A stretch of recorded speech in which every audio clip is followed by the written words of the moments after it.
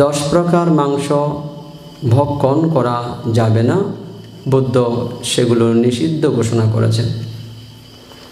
সেই 10 প্রকার মাংসের মধ্যে মানুষের মাংস, হাতির মাংস, ঘোড়ার মাংস,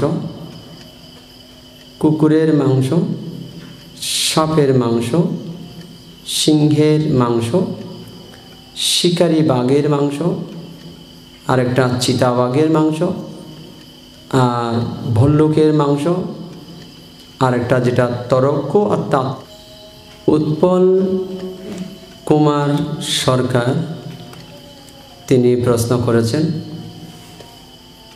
বৌদ্ধ ধর্ম মতে কি গরুর মাংস খাওয়া যাবে? দেখুন উৎপল কুমার সরকার আপনি যে প্রশ্নটা করেছেন, এখানে গৌতম বুদ্ধ তার জীবদ্দশায় এ ব্যাপারে যে কথাগুলো বলেছেন আমরা সেখানে যা দেখি,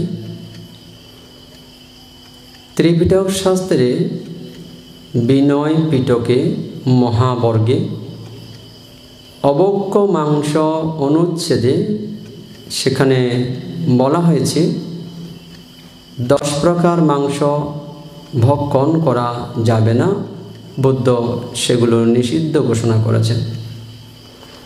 সেই 10 প্রকার মাংসের মধ্যে মানুষের মাংস, হাতির মাংস,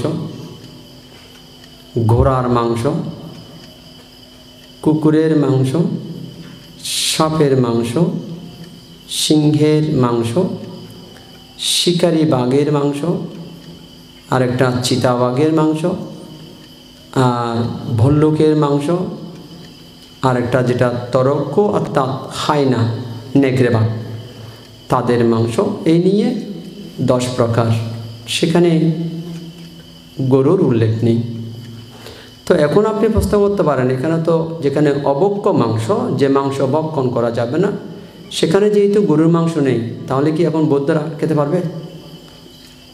দেখুন সে ব্যাপারে ত্রিপিটক শাস্ত্রে সূত্র পিটকে ক্ষুদ্রক নিকায়ে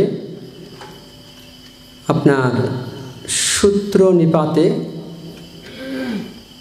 সেখানে ব্রাহ্মণ ধম্মিক একটা সূত্রের মধ্যে বুদ্ধ শ্রাবস্তীর জেতবন বিহারে অবস্থানকালীন সময়ে এক ব্রাহ্মণের সাথে বুদ্ধের যে বাক্যালাপ হয়েছিল, সে ব্রাহ্মণের নাম ছিল ধম্মিক ব্রাহ্মণ, ধম্মিক।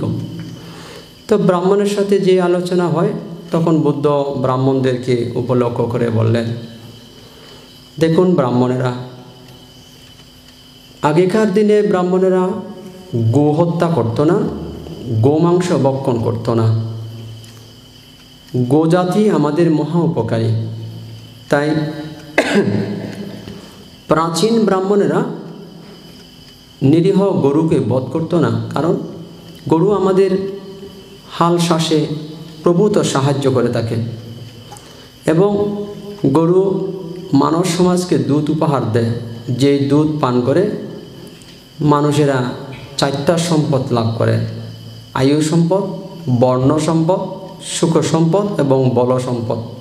তাই বুদ্ধ বললেন, গরু হাল কর্ষণে তো লাগে, আবার গরু যেই দুধ প্রদান করে তা মানুষের জন্য আয়ুদাতা হয়, বর্ণদাতা হয়, সুখদাতা হয় এবং বলদাতা হয়। তাই গরুর এই উপকারের কথা স্মরণ করে প্রাচীন ব্রাহ্মণেরা গরু হত্যা করতো না, গোমাংস ভক্ষণ করতো না, কিন্তু এখন বর্তমান ব্রাহ্মণেরা গো হত্যা করছে, গোদান নিচ্ছে। অর্থাৎ বুদ্ধের সময়কালীন ব্রাহ্মণরা গরু দান নিতেন, গরু হত্যা করতেন, এমনটা ত্রিপিটক শাস্ত্রে দেখা যাচ্ছে। বুদ্ধের সাথে ব্রাহ্মণের সাথে যে আলাপ আলোচনা হয়েছে, তখন ব্রাহ্মণেরা বুদ্ধের সাথে যে আলাপ করলেন, সেখানে আমরা ব্রাহ্মণ দম্মিক সূত্রে কেবল দেখতে পাচ্ছি বুদ্ধ এটাও উপমা দিয়েছেন, প্রাচীন ব্রাহ্মণেরা গরুর উপকারের কথা স্মরণ করে গো হত্যা করত না। তো এখানে কেবল এখানে গো হত্যা এই কথাটা খুব পরিষ্কার করে উল্লেখ আছে। এখন বলতে পারেন সেখানে তো গো হত্যার কথা আছে, গো মাংস ভক্ষণের কথা তো নেই, ভক্ষণ করো বা করবে না। বুদ্ধ এখানে গো হত্যা না করার পরামর্শ দিয়েছেন। এবার বলতে পারেন যে গো মাংস ভক্ষণ করো না 10 প্রকার অভক্ষ্য মাংসের মধ্যে, সেটা তো নেই। তো এটা আপনাকে আরও একটু পরিষ্কার করে দিই।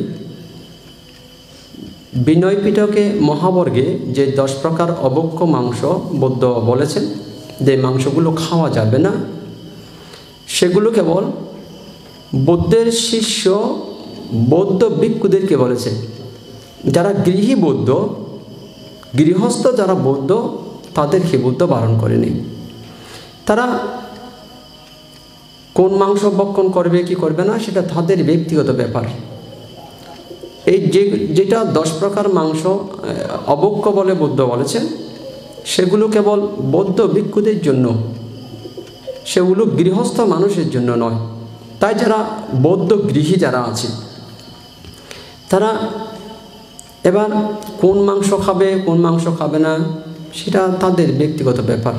সে ব্যাপারে এখানে বুদ্ধ কিছু বলেনি, সেটা তারা নিজেরাই সিদ্ধান্ত করবে তারা কোন মাংস খাবে কোন মাংস খাবে না। তো আমি ওই জন্য কাউকে যারা গো মাংস ভক্ষণ করে না, আমিও কাউকে অনুপ্রাণিত করব না আপনারা গরুর মাংস ভক্ষণ করুন, আমি সেটা বলবো না, সেটা যার যার ব্যক্তিগত ব্যাপার।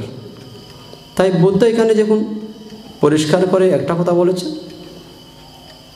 বৌদ্ধ গৃহীদেরকে পঞ্চশীলের মধ্যে প্রথম শীলে বলেছে যে প্রাণী হত্যা থেকে বিরত থাকো। তো বুদ্ধ আহারের ব্যাপারে বুদ্ধ পরিবেশ, পরিস্থিতি, দেশ, সমাজ সব কিছুর উপর বিবেচনা করে আহার গ্রহণ করতে বলেছে। ধর্ম কোনো দেশ কালের মধ্যে আবদ্ধ নয়, কিন্তু খাবার অনেক সময় আবদ্ধ দেশ কালের মধ্যে। এমন একটা জায়গায় গেছেন সেখানে সবাই মাংস বুঝি, আপনাকে তো বাঁচতে হবে, তাই সেখানে আবার এমন একটা জায়গায় গেছেন সেখানে সবাই নিরামিষ বুঝি, আপনাকে নিরামিষ গ্রহণ করতে হবে। তাই আহার নির্ভর করে দেশ, কাল, পাত্র, অবস্থানের উপর, কিন্তু ধর্ম তো কোনো দেশ কালের মধ্যে আবদ্ধ হতে পারে না। ধর্ম তো অন্য ব্যাপার। যার কারণে আমি আপনাকে এটা বলবো যে বুদ্ধ হত্যার বিরোধী ছিল। বুদ্ধ কে কোন খাবার গ্রহণ করবে সেটার ব্যাপারে বুদ্ধ কোনো বিরোধিতা করেনি, সেটা যার যার ব্যক্তিগত ব্যাপার। এই কারণে বুদ্ধ বলেনি যে আপনারা এই মাংসগুলো খান, এই মাংস খাবেন না, এই মাছ খান, ওই মাছ ত্যাগ করুন, সেটা বুদ্ধ বলেনি। তো এই কারণে ত্রিপিটক শাস্ত্রে এটা বুদ্ধ বললেন আপনার সবাই প্রাণী হত্যা থেকে বিরত হও এবং কায়িক সংযম রক্ষা করো। প্রাণী হত্যা, চুরি, বেবিচার এখান থেকে বাইরে বেরিয়ে এসো। প্রাণীদের প্রতি তোমরা দয়া প্রদর্শন করো, করুণা পরায়ণ হও। এমনকি বুদ্ধ ক্ষুদ্রানুক্ষুদ্র কীট পতঙ্গ পর্যন্ত যাতে আমাদের দ্বারা ব্যতীত না হয়, পীড়িত না হয়, হত এবং নিহত না হয়, বুদ্ধ সেদিকে সজাগ দৃষ্টি রাখতে বলেছেন। তো এবার মানুষেরা খাবার যখন গ্রহণ করে, দেখুন সেটা যেরকম খাবারই হোক, যখন রন্ধন করা হয়, যখন প্লেটে নেয়, সেটা কেবল ক্ষুধা নিবারণের নির্জীব পদার্থ মাত্র, সেটা আর প্রাণী বলে গণ্য হয় না। তাই এই কারণে বুদ্ধ হয়তো এখানে মধ্যপন্থার কথা বলেছেন। তাই বুদ্ধ একদম স্লো আর একদম হাই, লো একদম হাই কোনো দিকে না গিয়ে বুদ্ধ বললেন দুঃখ থেকে মুক্তির জন্য তোমরা মধ্যমার্গ অনুসরণ করো, এতেই তোমাদের মুক্তি নিহিত রয়েছে। তো এই কারণে আমি আপনাদের সবাইকে এটা বলবো, যেহেতু আপনি প্রশ্ন করেছেন উৎপল কুমার সরকার বৌদ্ধ ধর্মতে কি গরুর মাংস খাওয়া যাবে, আমি সে ব্যাপারে বুদ্ধ যেটা বলেছেন আপনাকে সেটা পরিষ্কার করে বললাম। এবার কারা কোন মাংস খাবে না হবে সেটা তাদের ব্যক্তিগত ব্যাপার, সেটা সিদ্ধান্ত তারা করবে।